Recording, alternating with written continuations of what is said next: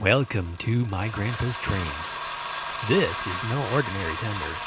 You might think this is kind of an unusual start to the video. What could cause the tender to shake like that? Let's pop the shell and find out. Okay, now for the moment of truth.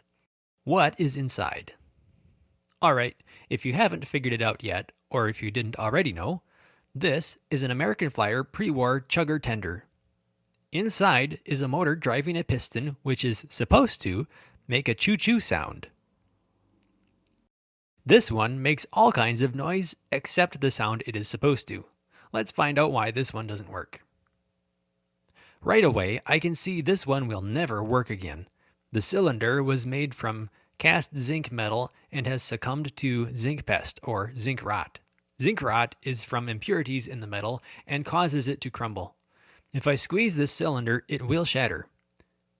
On the other hand, these motors are quite reliable and this one runs okay for being original and unrestored, as far as I know.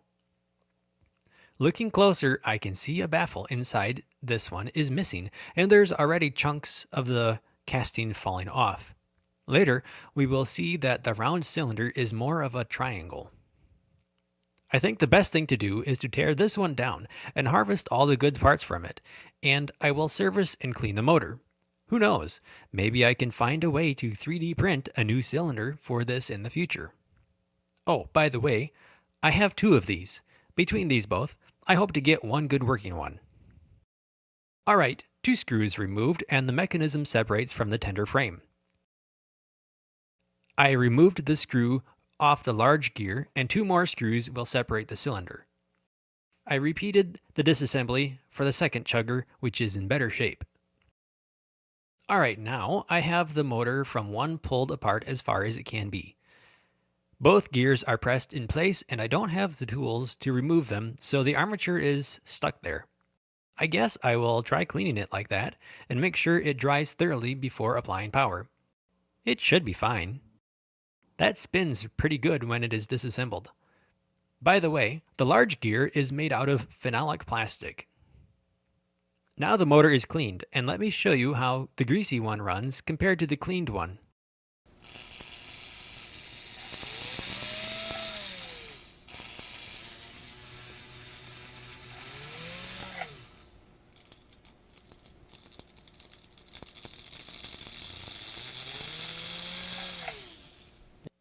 Now I'm ready to put all the pieces back together. I originally thought that the pistons were made of rubber of some sort, but that is not the case. They are in fact made from some kind of leather, although you would never know it based on how sticky these are. I coated both of the pistons with a liquid gasket rejuvenator, thinking it would help soften the material and help it seal better. I'm not sure that was really the best thing for it, but really the leather should be replaced. But I don't know what would work for a replacement. I was able to get one chugger back together and I can use the broken one to sort of illustrate how all the pieces are supposed to fit. There are 3 baffles that fit inside the tube. This one looks like the top of a soda can which sits inside the far end of the tube. I used glue to see if it would hold the baffles in place. The second baffle with the pinhole sits on the piston side.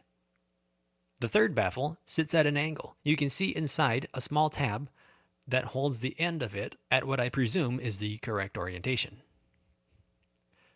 I have heard that using perhaps grease or wax could help seal around the piston.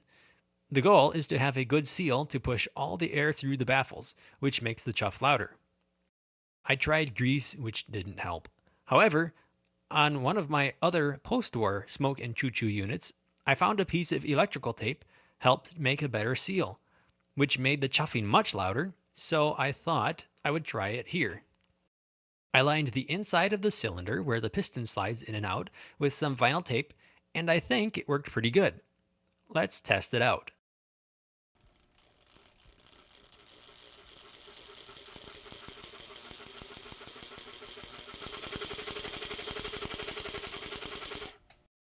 Well, you might be able to make out a chuffing sound, but unfortunately it is still quieter than the motor noise. I'm going to finish putting this back together, and then I will see if my 565 can tote this around the track.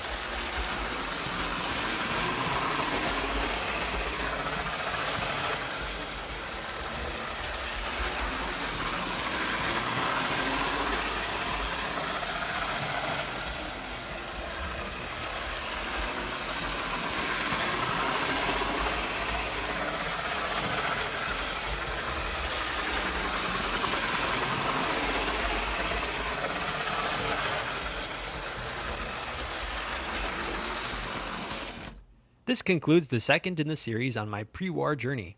I'm not sure this was a 100% success, but that is also probably because this early chugger design is just not all that good compared to the simpler designs from the post-war trains.